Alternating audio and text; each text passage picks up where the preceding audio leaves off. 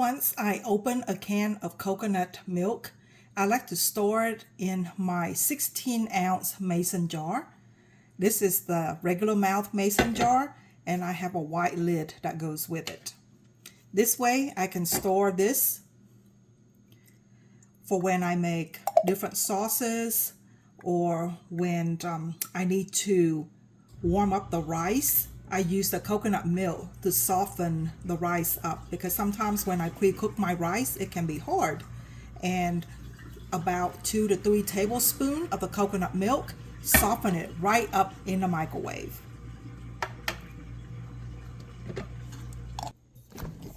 This goes into my fridge and waiting to be used. There it is on my Lazy Susan.